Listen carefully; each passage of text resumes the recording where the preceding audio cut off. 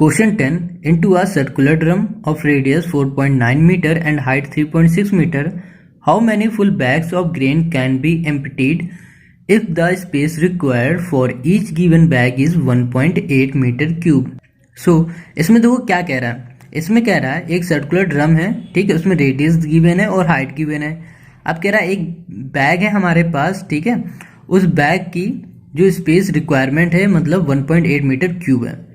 अब कह रहा है how many full bags of grain, कितने बैग उसमें आ जाएंगे कि वो हमारा जो ड्रम है वो फुल हो जाएगा, ठीक है, हमें ये बताना है। इसमें सिंपल सी बात है कि हमें इसमें क्या फाइंड करना है, वॉल्यूम इसमें हमें फाइंड करना है।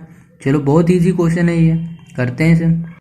तो देखिए कि जो हमारा क्वेश्चन नंबर 10 है इसमें रेडियस गिवन हमारे पास है ना, तो रेडियस कितनी है इसको हम लोग लिख लेते हैं। रेडियस हमारे पास गिवन है इसमें 4.9 मीटर है, ओके, ये तो हमारी रेडियस हो गई। और हाइट भी हमें 3.6 गिवन है, हाइट है 3.6 मीटर, समझ गए इतना। तो अब हमें क्या बताना है कि जो एक बैग है हमारे पास, बैग है, ठीक है, बैग है हमारे पास, और वो जो स्पेस लेता है वो कितनी स्पेस है 1.8, समझ रहे हो। देखो मेरे कहने का मतलब ये है कि एक बैग है, ठीक है, अगर बैग को हम ड्रम में डालते हैं, अगर एक बैग को, तो वो हमारा इतनी स्पेस ले लेता है। और हमें बताना है कि अगर ये ड्रम है, ठीक है, इस ड्रम में अगर हम इतने कितने सारे बैग ले लें, भर दें कि ये हमारा ड्रम फुल हो जाए, इसकी कैपेसिटी हमें एक तरह से बतानी है। तो हमेशा हमें मालूम है जब भी हमें कैपेसिटी बतानी होती है किसी भी चीज़ की, तो सिंपल से हम लोग क्या कर देते हैं, वॉल्यूम का फॉर्मूला लगा के उसे फाइंड कर लेते हैं। तो हम लोग क्या निकालने वाले हैं, वॉल्यूम निकालेंगे, ठीक है। वॉल्यूम, देखो वॉल्यूम हमें फाइंड करना है, किसका फाइंड करेंगे, सर्कुलर ड्रम होता है, ड्रम तो हमारा सर्कल शेप में होगा ना, तो वॉल्यूम हम लोग इसका निकालेंगे। इसका तो फॉर्मूला क्या होता है, पाई आर स्क्वायर एच होता है, ठीक है, पाई आर स्क्वायर एच। पाई की वैल्यू आपको पता होती है, कितनी होती है 22/7, ठीक है, तो पाई की जगह लिखा हमने 22/7। रेडियस हमें गिवन है कितनी है 4.9 मीटर, 4.9 मीटर का यहाँ पे करेंगे whole square into h. Height हमारे पास कितनी है 3.6, ठीक है। चलो अब हम लोग इसे सॉल्व करेंगे अच्छे से।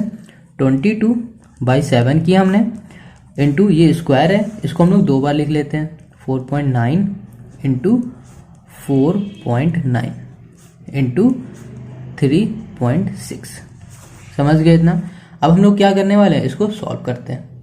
जब हम लोग इस दोनों को आपस में मल्टीप्लाई करते हैं, देखो इसको हम लोग पहले डिवाइड करेंगे, तो कितना आ जाएगा हमारे पास, 7 को 22 से डिवाइड करते हैं, है ना, इसको इसमें डिवाइड करेंगे तो कितना आ जाएगा हमारे पास 3.14।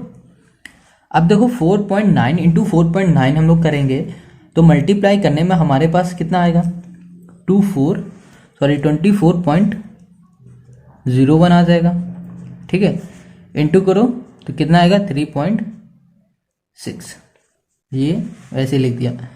अब देखो हम लोग क्या करेंगे, अब हम लोग इन दोनों को मल्टीप्लाई करते हैं, 3.1 इंटू इन दोनों को मल्टीप्लाई करेंगे तो हमारे पास कितना आ जाएगा 86.436, ठीक है। देखो ये मल्टीप्लाई आप खुद करके देखना, ठीक है, अगर यहाँ मल्टीप्लाई करके देखेंगे तो बहुत बड़ा हो जाएगा, और मल्टीप्लाई करना तो आता ही होगा आपको। तो अब इन दोनों को हम लोग मल्टीप्लाई करेंगे तो हमारे पास आ जाएगा 271.40, ठीक है। तो ये हमारे पास क्या आ गया, वॉल्यूम आ गया। तो हमें ये पता चल गया जो हमारा सिलेंडर था, ठीक है, उसकी वॉल्यूम हमें पता चल गई, मतलब उसकी हमें एक तरह से ये मान लो कि कैपेसिटी पता चल गई, ठीक है।